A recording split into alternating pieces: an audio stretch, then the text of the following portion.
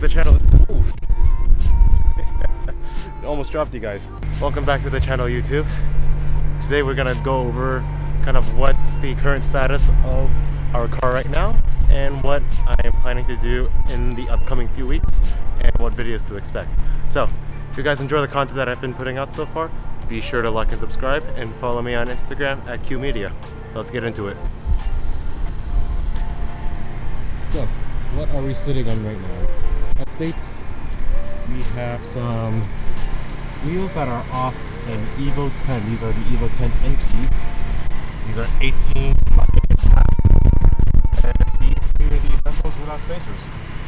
I apologize for any wind noise here. It's a little windy today, so try to keep you guys out of the wind. But you know, that's one update. We've got the new OEM grille here. That's the blacked out chrome piece here. And what else? What else do we have here? A roof rack going on. If you guys are curious about my roof rack setup, let me know. I can always make a quick video about what this setup is and how much it ran. But no, aside from that, not too many updates.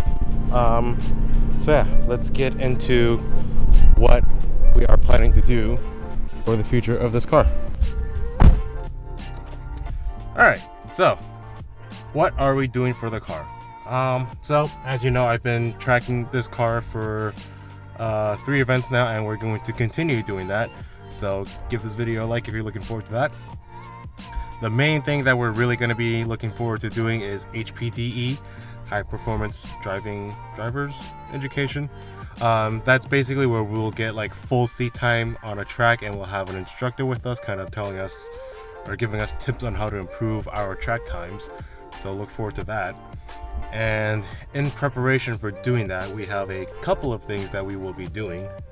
We have a couple of more camber mods that we're going to do. So right now, as the car sits, it is on Swift Spec R springs and no additional camber adjustments. So stock camber, I have -1 in the front and -3 in the rear, which isn't the greatest. If I'm being honest, like on track, I feel like it does rotate a bit, but it does tend to plow a little more, and I think it's because I have too much negative camber in the rear.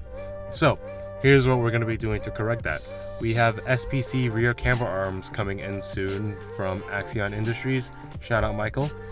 And we're going to be trying to install that ourselves. I know the driver's side is a pain in the ass to do, but you know what? We're going to try to tackle it here. That's what we like to do, and we'll make a video on that, so look forward to that. Along with the rear camber, that should hopefully will bring it back to -1 or so. For the front camber, apologies for the dash cam beeping, but for the front camber we have SPC lower ball joints that I'm hoping will give close to about half of the rear camber, so in total we'll have about -1.5 degrees of camber up front. I'm really trying to avoid going to coilovers for now until I really feel out how this car is, but if we do have to go coilovers, I'm looking at Fortunato. So let me know in the comments, do you want to see Fortunato coilovers on this car in the future? So that's about it for camber. Currently I'm running a Progress rear sway bar, which is a 22mm, and on their website it says it's about 740 pounds. Some spec I'll throw up here. We're going to be moving to the RV6 rear sway bar, which is going to be a little beefier, so hopefully that can make up for the fact that we don't have front camber and help us rotate in the corners a little more. So that's also coming in the mail.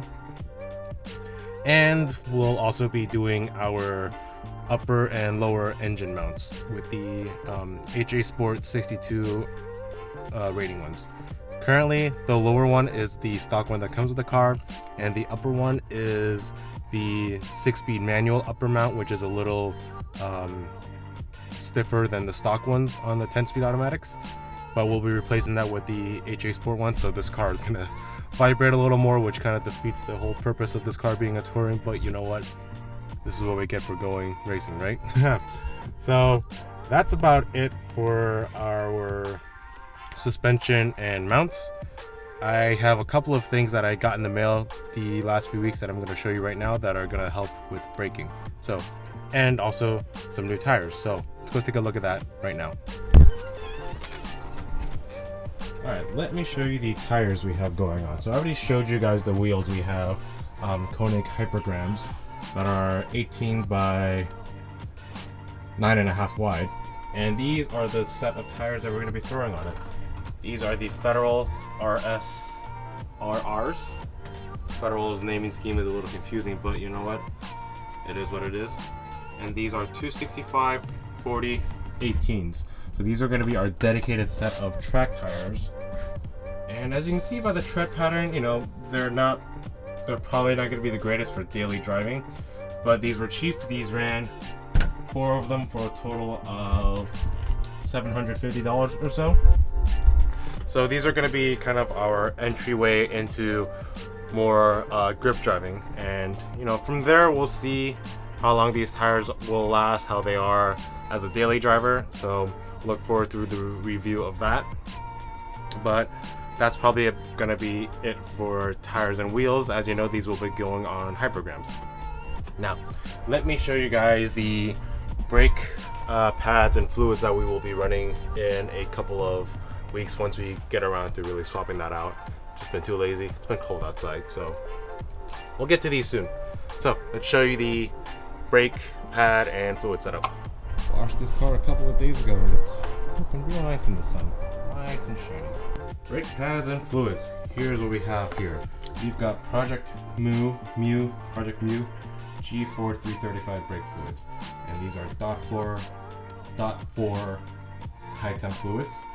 So basically on our last track cross, we almost boiled the brake fluids, and those were generic .4 ones. So this will be higher temp ones that'll hopefully last a little longer.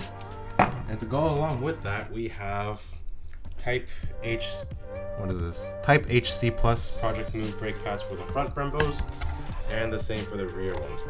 Now for the rear, I don't think I ever made an official video on this, but Type R pads will fit the rear pads. And if you have the Genesis Brembos, these are also Type R pads, since they use the same style of pads. So these are also universal for most Brembos, and that should fit as well. So I'll be making a video on kind of refreshing our brakes with new pads, new fluids, and some new rotors as well. The rotors that I'm currently running are off a Nissan Rogue, and they are 320 millimeters. The new rotors I'm getting are going to be off a Sentra SER Spec V. They're the same 320 diameter, but I think they cover more of the pads, so we're going to be updating our rotor setup as well. And here's the lower ball joint that we have that we'll be doing an install video on shortly. So yeah, that's about it for updates. If you're looking forward to what's coming to this car, please give this channel a subscribe. We are halfway to 1,000 subscribers. And if you like what you're watching, please give this video a thumbs up. So yeah, drop a comment down in the comment section below on what you want to see next. I've got a couple of video ideas lined up, but if you have any questions, drop them down below. I'll try to answer them. I might do a future Q&A on what's up with the car and everything, and just kind of do an overall channel update. So be sure to follow my Instagram at QMedia. That's where I'll be posting a lot of updates first before I make a video, and where it'll be best to reach me. So I'll catch you guys in the next one once we get this car up and running for HPDE in a couple of weeks. Peace out.